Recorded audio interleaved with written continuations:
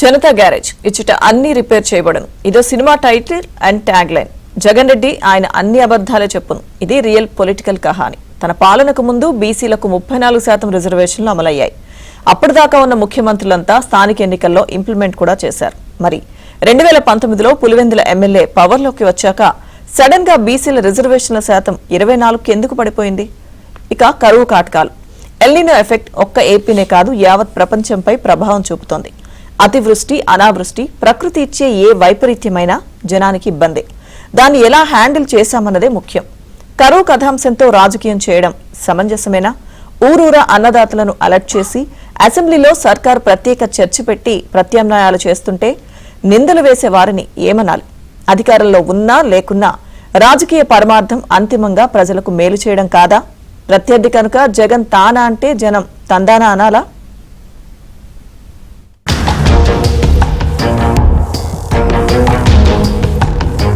Assembly సమావేశాలు 4 రోజులు జరిగినా శాసనసభ గడప తొక్కని Pulivendula MLA Jagan Reddy El Nino effect తో నార్లు ఎండిపోతున్నాయని, రైతులను ఆదుకునేందుకు కూటమి ప్రభుత్వం ముందుకు రావడం లేదని విమర్శలు గుప్పించారు వైసీపీ అధ్యక్షుడు.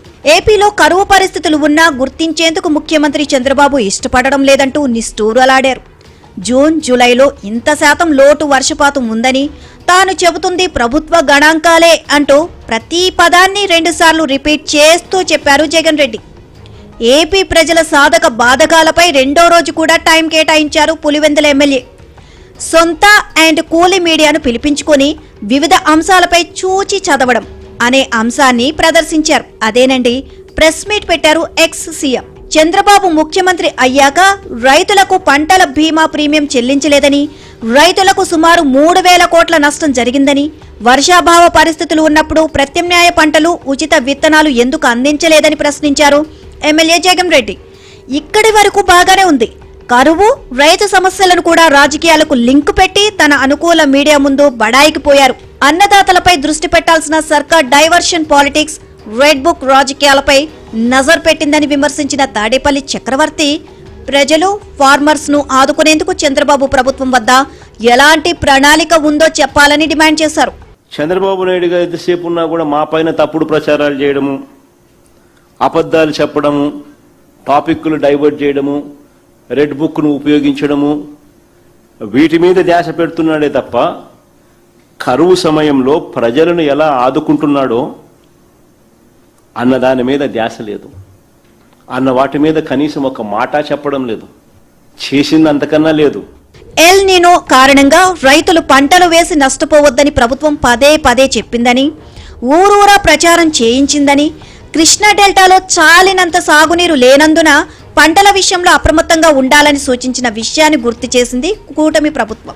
ఎల్ నినో, వర్షాభావ పరిస్థితులపై శాసనసభ సమావేశాల్లో ప్రత్యేక చర్చ పెట్టింది ప్రభుత్వం.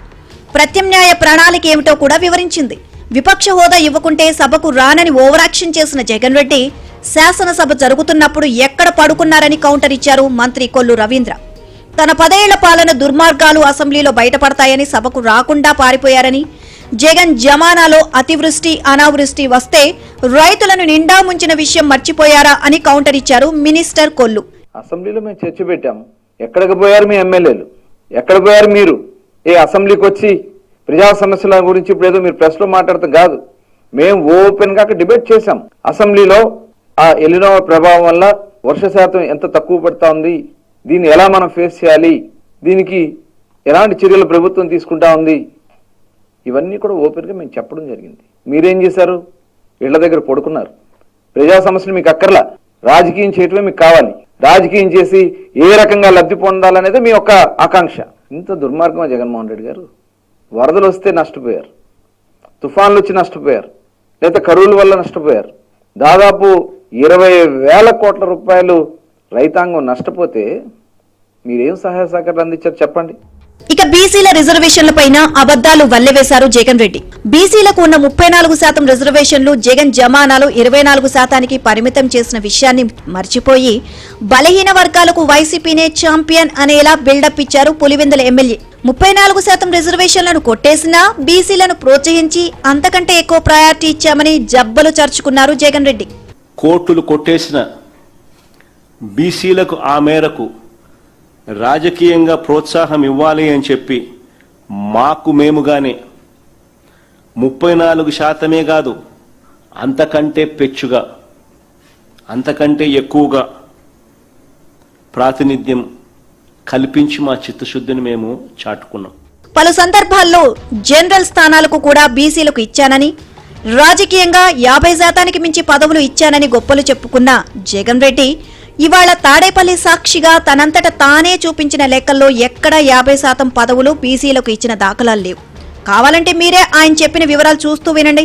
వైఎస్ఆర్సీపీ ప్రభుత్వం వచ్చిన తర్వాత రాష్ట్ర కోటాలో భర్తీ అయిన 11 రాజ్యసభ సీట్లకు 4 బీసీలను పంపించింది ఎవరైనా అంటే అది జగనే. అదే చంద్రబాబు నాయుడు గారు 2014 నుంచి 19 ఆయన ప్రీవియస్ రెజ్యూమ్ ఒకసారి గమనిస్తే ఒక్కరిని పంపించల రాజ్యసభకు. 58 ఎమ్మెల్సీ స్థానాలకు 28 స్థానాలు బీసీలకు ఇచ్చడం, 28 ఎమ్మెల్సీలు బీసీలకు ఇచ్చడం. కౌన్సిల్లో ఈరోజు 58 కౌన్సిల్ సభ్యుల్లో 28 బీసీలకే ఇచ్చి నిలబెట్టాం. 13 జెడ్పీ చైర్మన్స్, 13 జెడ్పీ చైర్పర్సన్ పదవులు ఉంటే 6 అంటే 46% బీసీలకు ఇచ్చడం. 13 మేయర్ పదవులు ఉంటే అందులో 9 అంటే 69% బీసీలకే ఇచ్చడం. 639 జెడ్పీ స్థానాల్లో 227 అంటే 36% బీసీలకే ఇచ్చడం. 10,536 సర్పంచుల్లో దాదాపుగా 4,000 మంది బీసీలే అంటే 38% వారికే ఇచ్చారు. బీసీలకు చట్టసభల్లో 50% సీట్లు కేటాయించాలని కోరుతూ పార్లమెంటులో వైఎస్ఆర్సీపీ ఎంపీలతో ప్రైవేట్ బిల్లును పెట్టించడం పార్లమెంట్లో బీసీలకు 50% సీట్లు కేటాయించాలని. కేంద్రంలో ప్రత్యేక బీసీ మంత్రిత్వ శాఖ ప్రత్యేక బడ్జెట్ కోసం కూడా డిమాండ్ చేశాం. జగన్ రెడ్డి చెప్పుకున్న బీసీ లెక్కలకు అధికార టీడీపీ నుంచి కౌంటర్లు పడ్డాయి. తాడేపల్లి ప్యాలెస్ లో 2 గంటలకు పైగా చదువుకుంటూ పోవుడు అనే కార్యక్రమం అదేనండి. ప్రెస్ మీట్ లో అవలీలగా అబద్దాలు ఆడేసిన జగన్ కు బీసీలకు ఆయన గారు చేసిన పాపాలను గుర్తు చేశారు టీడీపీ నేతలు. 2019లో అధికారంలోకి వచ్చిన వెంటనే బీసీ నేతలైన అచ్చెన్నాయుడు, కొల్లు రవీంద్ర, చింతకాయల అయ్యన్న పాత్రుడు, యనమలలపై కేసులు పెట్టడమే కాకుండా అచ్చెన్నాయుడు, కొల్లు రవీంద్రలను జైలుకు పంపిన విషయం మర్చిపోయారా అని నిలదీశారు. 1995లో అప్పటి ముఖ్యమంత్రి చంద్రబాబు బీసీలకు తీసుకొచ్చిన 34% రిజర్వేషన్లను 2019లో చట్ట సవరణ చేయకుండా జగన్ సర్కార్ జీవోలు జారీ చేస్తే హైకోర్టు, సుప్రీంకోర్టు కొట్టివేసిన విషయం వాస్తవం కాదా అని ప్రశ్నించారు. బీసీ కార్పొరేషన్లు ఏర్పాటు చేశానన్న జగన్ రెడ్డి నయా పైసా ఇవ్వకుండా కనీసం కార్యాలయాలు కూడా కేటాయించకుండా బీసీలను మోసం చేసిన విషయాన్ని మరిచి ఇప్పుడు గొప్పలు చెప్పడం ఏంటని నిలదీశారు మంత్రి కొల్లు. రాజ్యసభ సభ్యుడు చింతకాయల విజయ్ బీసీలకు సప్లాన్ నిధులు ఎగనామం పెట్టిన విషయం, అమర్నాథ్ గౌడ్ అనే చిన్నారి సజీవ దహనం, సుబ్బయ్య, చంద్రయ్య వంటి బీసీలపై దాడులు, హత్యాకాండలపై జగన్ రెడ్డికి గుర్తు చేశారు. ఒక్కరంటే ఒక్క బీసీ నేతను జగన్ రెడ్డి ఏనాడైనా తన పక్కన కూర్చోబెట్టుకున్నారా అని ప్రశ్నించారు. బీసీలు బాగుపడదు మీకు నచ్చదు, బీసీలని చూస్తే మీకు కడుపు మంట. మీరు చెప్తా ఉన్నారు నేను మంత్రి పదవులు ఇచ్చానని చెప్పి, వాళ్ళని ఒక బాంఛం ద్వారా అని చెప్పి మీ కాళ్ళ దగ్గర కూర్చోబెట్టుకున్న సంగతి ఆంధ్ర రాష్ట్రంలో ఉన్నటువంటి బీసీ సోదరులు మర్చిపోతారనుకున్నారా? వైవి సుబ్బారెడ్డి గారి కాళ్ళ దగ్గర, మరి మంత్రిగా ఉన్న వేణుగోపాల్ని కాళ్ళ దగ్గర పెట్టుకున్నటువంటి సందర్భాన్ని మోకాళ్ళ మీద మోకరిల్లి దండాలు పెట్టించుకున్నారే. కనీసం ఒక్క బీసీ వ్యక్తిని మీరు ఏ రోజన్నా మీ పక్కన కూర్చోబెట్టుకున్నారా? 34% నుంచి 24% దిగజార్చి ఆ రోజు కోర్టులో కేసులు వేస్తే కనీసం మీ సొంత కేసులకైతే కోట్ల రూపాయల ప్రభుత్వ ధనాన్ని ఇచ్చి మీ కేసులు నడిపించుకున్నారే. కనీసం ఆ రోజున బీసీ సోదరుల మీద రిజర్వేషన్ మీద కేసులు ఇస్తే మీరు ఒక లాయర్ను కూడా పెట్టలేకపోయారే. ఆ రోజు గౌరవ ముఖ్యమంత్రి చంద్రబాబు నాయుడు గారు మమ్మల్ని అందరూ కూడా పంపించి మేము సుప్రీంకోర్టు వరకు కూడా వెళ్ళడం కూడా జరిగింది. దేశంలోనే ఫస్ట్ టైం ఒక బీసీ సప్లాన్ ఆంధ్ర రాష్ట్రం తీసుకొచ్చి 14-19లో బీసీ సోదరుల కోసం ఖర్చు పెడితే 1,00,000 కోట్లు మీరు ఎగనామం పెట్టారు మీ 5 సంవత్సరాల్లో. ఇది వాస్తవం కాదా? అలాగే 300 మంది బీసీలని ఊచకోత కోసారే. ఇవన్నీ బీసీ సోదరులు మర్చిపోతారా? అమర్నాథ్ గౌడ్ అనే పిల్లవాడిని కాల్ చేసిన రోజు ఇదే జగన్మోహన్ రెడ్డి ఒక్క స్టేట్మెంట్ ఇవ్వలేదే.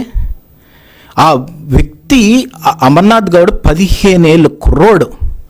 వాళ్ళ అక్క హెరాస్మెంట్కి గురవుతుందని ముందుకొస్తే కాల్ చేసిన రోజు రేపల్లిలో ఎంతోమంది రాష్ట్ర వ్యాప్తంగా కూడా ఎంతో బాధపడ్డారు, డిస్ట్రెస్కి గురయ్యారు. కానీ ఎవరు మాట్లాడలేదే. ఆ రోజు పొద్దుటూరులో మనం చూస్తే సుబ్బయ్య గారిని దారుణంగా చంపేస్తే హౌసింగ్ సైట్ దగ్గర జగనన్న కాలనీ అని చెప్పి ఇష్టం వచ్చినట్టు పెట్టి ప్రభుత్వ భూముల్ని ఇష్టం వచ్చినట్టు స్కాములు చేసిన దగ్గరికి వెళ్తే అక్కడికే తీసుకెళ్ళి నువ్వు బీసీలని ఊచకోత కోసి తలకాయలు కోసి అక్కడ కూర్చోపెట్టి అక్కడ పడిపోయినప్పుడు ఆ సందర్భం ఈ రోజుకి కూడా నా కళ్ళ ముందు కనబడుతుంది. ఆ రోజు ఎక్కడైనా కనబడ్డావు నువ్వు? ప్రతి ఒక్క బ్యాక్వర్డ్ క్లాస్ నుంచి ఎవరు వచ్చినా కూడా ఒక చిన్న చూపు చూడడం జగన్ రెడ్డికి అలవాటైపోయింది. ఉత్తరాంధ్రాన్ని వాడుకోవడం, బీసీలు అని చెప్పి ఆ రోజు పదవులు ఇస్తానని చెప్పి ఆ పదవులకి 15 కార్పొరేషన్లు తయారు చేశాను, 50 కార్పొరేషన్లు తయారు చేశానని చెప్పి ఒక్కళ్ళకైనా ఆఫీస్ ఉందా? ఒక్కళ్ళకైనా ఆఫీస్ చైర్ ఇచ్చేవా? ₹1 అయినా వాళ్ళ అకౌంట్లో వేసారా అండి? బీసీ లోన్లు ఆగిపోయాయి. బీసీ సబ్ ప్లాన్కి సంబంధించిన డబ్బులన్నీ కూడా డైవర్ట్ చేసేసావు. ఇవన్నీ కూడా ఎవరికి తెలియదు.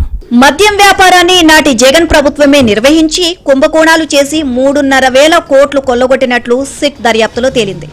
సంబంధం ఉన్న వైసీపీ నేతలు మాజీ మంత్రి కారుమూరి నాగేశ్వరరావు, ఆయన తనయుణ్ణి ఈడీ అరెస్ట్ చేసింది. నకిలీ మద్యం తయారు చేశారు అనే ఆరోపణలతో పోలీసులకు రెడ్ హ్యాండెడ్గా చిక్కిన మాజీ మంత్రి జోగి రమేష్ను ఎక్సైజ్ పోలీసులు అరెస్ట్ చేశారు. అక్రమాలు చేసి కోట్లకు పడగలెత్తి బీసీ కార్డు తీసి రాజకీయాలు చేయడమేంటని నిలదీశారు టీడీపీ నేతలు. హిట్ అండ్ రన్ కేసులో కన్న కొడుకును రక్షించుకునేందుకు వేరే వారిని ఇరికించాలనుకుని అడ్డంగా దొరికిన మాజీ మంత్రి అప్పలరాజు, మహిళా ఎస్ఐపై దౌర్జన్యం చేసి అరెస్ట్ అయిన చింతాడ రవి, ఎస్సీ మహిళపై దాడి చేసిన కేసులో వైసీపీ ఎమ్మెల్యే విరూపాక్షి అరెస్టు విషయాన్ని మరుగున పెట్టి కూటమి ప్రభుత్వం కక్ష సాధింపులని చెప్పడం ఏంటని అభ్యంతరం వ్యక్తం చేశారు. 2019 నుంచి 2024 వరకు 5 ఏళ్ల వైసీపీ పాలనలో రాయలసీమ ప్రాజెక్టులకు 2,000 కోట్లు మాత్రమే ఖర్చు చేస్తే కూటమి ప్రభుత్వం 30 నెలల కాలంలో 13,500 కోట్ల వ్యయం చేసి హంద్రీనీవా ప్రాజెక్టు ద్వారా కుప్పం పులివెందులకు నీరు ఇచ్చిన ఘనత కూటమి ప్రభుత్వానిది కాదా అని ప్రశ్నించారు టీడీపీ నేతలు. పులివెందుల ఎమ్మెల్యే జగన్ రెడ్డి ఎప్పటిలాగే అబద్దాలను ఈజీగా ఆడేశారు. తన పాలనలో జరిగిన నిజాలను కూడా చెప్పకుండా అబద్దాలనే చెప్పారు. తాను చెప్పినవే నిజాలని ప్రజలు నమ్మించే ప్రయత్నం చేశారు. కూటమి పాలనలో సజావుగా సాగిన మెగా డిఎస్సీలో ఏవో అక్రమాలు అంటూ ఏడాది తర్వాత రాజకీయ యాగి చేసిన జగన్ రెడ్డి అపాసుపాలయ్యారు. ఇప్పుడు బీసీ రిజర్వేషన్ల విషయంలో సెల్ఫ్ గోల్ వేసుకుంటున్నారు. కూటమి సర్కార్తో పోరాడేందుకు తన వద్ద వేరే అంశం లేకపోవడంతో తన వల్ల తన చేత బీసీలను వంచిన విషయాన్ని విస్మరించి 34% ఉన్నవారి రిజర్వేషన్లను ఎలా ఏమార్చారో మర్చిపోయారని అనుకోనేలా దొంగే దొంగ అన్న చందంగా బీసీల పాలిట విలన్ గా ముఖ్యమంత్రి చంద్రబాబును చూపించే జగన్ రెడ్డి ప్రయత్నాన్ని బలహీన వర్గాల నాయకులు ప్రజలే తగిన బుద్ధి చెప్పాలి. టీడీపీ అంటేనే బీసీల పార్టీ, ఇది జగమెరిగిన ఓపెన్ సీక్రెట్. మరి అలాంటి పసుపు తోటలో వేలాది మంది బీసీలు రాజకీయంగా ఎదిగారు, పదవులు అనుభవించారు, ఇప్పటికీ అనుభవిస్తున్నారు. ఇదంతా స్వర్గీయ ఎన్టీఆర్, ఆ తర్వాత చంద్రబాబు చలువ కాదా? సొంత మీడియా, కూలి మీడియాలో అచ్చేసి ప్రచారం చేసుకున్నంత మాత్రాన చరిత్రను ఎవరూ చెరిపేయలేరని వాస్తవాన్ని గ్రహించకుండా ఇంత చిన్న లాజిక్ ను జగన్ రెడ్డి ఎలా మిస్ అయ్యారు అనే $1 మిలియన్ ప్రశ్న వస్తోంది.